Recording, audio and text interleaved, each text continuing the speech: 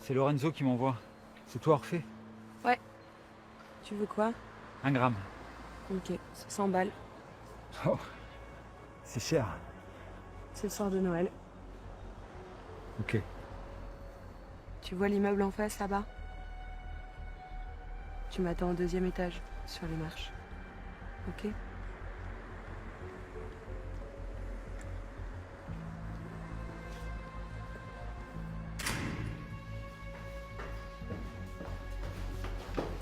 Prépare l'argent. Attends.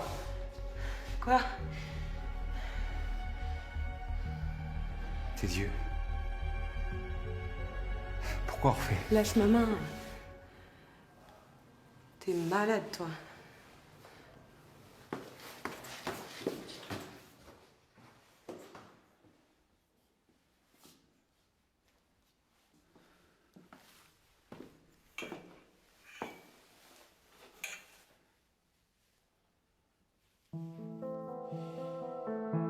C'est le soir de Noël. Ton fric, ton téléphone. Vite. Ok.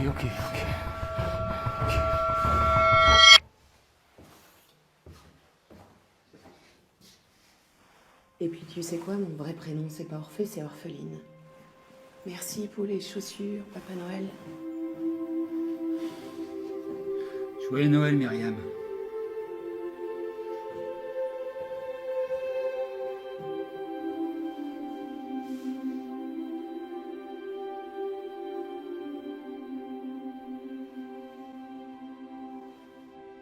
Joyeux Noël, ma fille.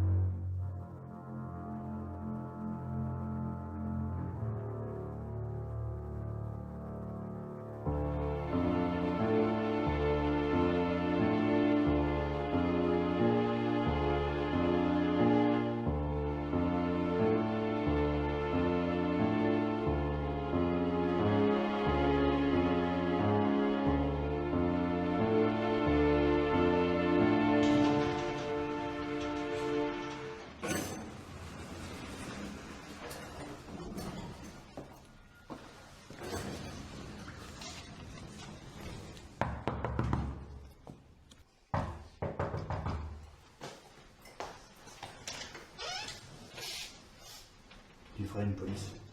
Oui, entrez, c'est par ici.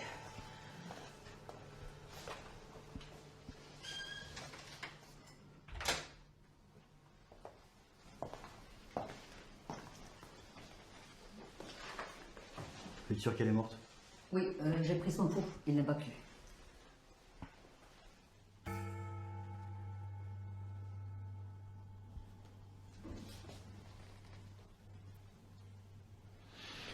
Aucune trace de lutte.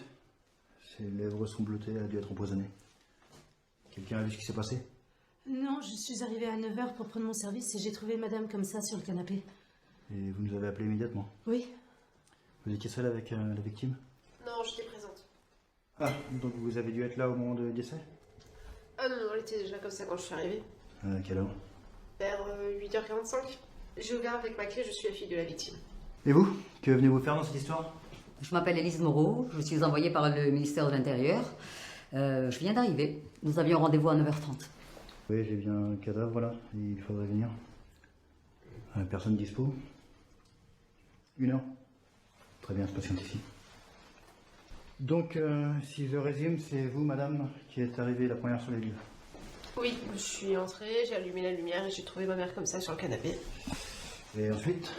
Ensuite, j'ai compris que je pouvais rien faire. Du coup, je suis allée dans la cuisine, le café était chaud, j'ai pris une tasse et je suis revenue ici. Eh bien, vous ne manquez pas de sang-froid. Et après ça? bien après ça, la femme de ménage, Lilou Garcia est arrivée. Et Et j'ai tout de suite appelé le 17 pour vous prévenir.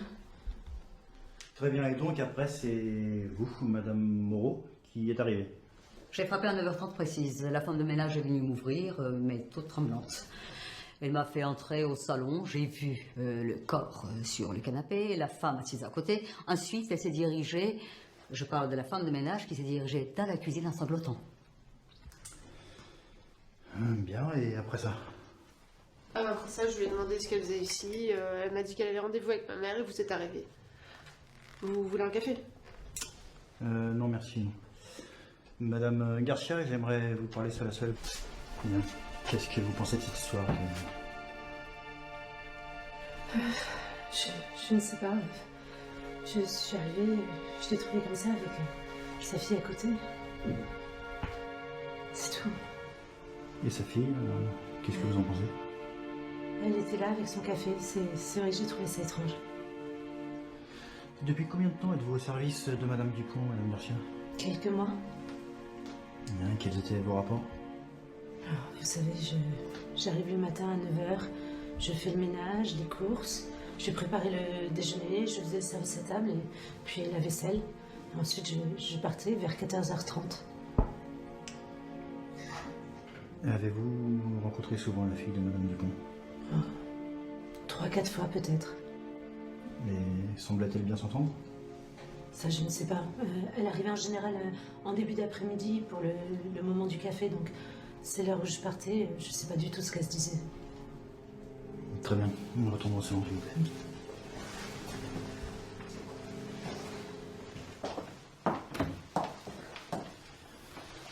Madame Dupont, vous ne semblez pas très affectée par le décès de votre mère.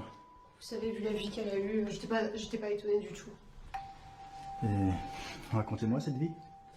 Ma mère est née et a vécu à Saint-Pétersbourg en Russie. Dans quel milieu était-elle? Mon père était oligarque. Il a été assassiné juste au début de la guerre. Et votre mère dans ses affaires? Et en fait, mon père lui a donné une clé USB avec plein de secrets politiques, économiques. Il avait confiance en elle. C'était sa collaboratrice. Bien, et comment est-elle arrivée ici, à Paris? Et bien, avec la mort de mon père, on est venu se cacher ici en France et elle a pris un nom d'emprunt, Dupont. Madame Moreau, voulez-vous venir, s'il vous plaît? Madame Moreau, pour qui travaillez-vous exactement? Seul nos supérieurs peut vous répondre à ça. Ça suffit, dites-moi ce que vous savez déjà. Tout d'abord, Madame Dupont vivait sous une fausse identité. Son vrai nom était Marguerite Cordonova. Mais encore. Eh bien, depuis plusieurs mois, elle se sentait surveillée. Elle avait très peur qu'on lui soutire des informations et qu'on la dépouille de son argent. Elle était riche? Riche.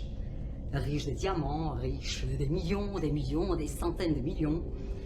Et aussi des informations très secrètes qui nous intéressaient au plus haut point. Bien, et qu'avez-vous découvert? Eh bien, qu'elle était bel et bien surveillée et par une personne très proche d'elle. Qui ça? Lilou Garcia, la femme de ménage. Mais encore. Selon moi, elle n'avait encore rien trouvé. Très bien.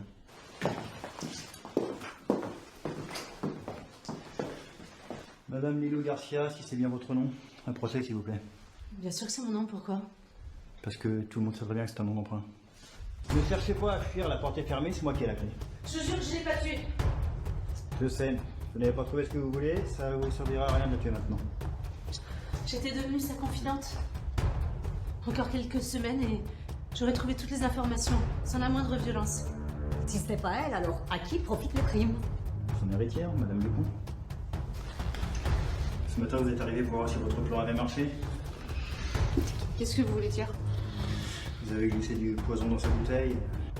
Vous l'avez laissé hier soir, vous êtes revenu ce matin. Vérifiez que ça avait marché. Donnez-moi votre sac. Donnez-moi votre sac plus vite.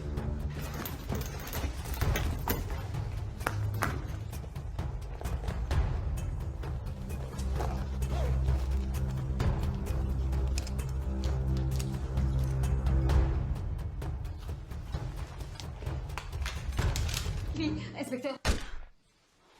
J'ai vu qu'on n'en finirait jamais. Camarade Anna Pouskine, tu as bien fait de m'appeler quand tu as su que la fille, elle fait ça bien. Les nettoyeurs n'ont pas tardé à arriver. C'est pas si mal, Alexei. On forme une bonne équipe.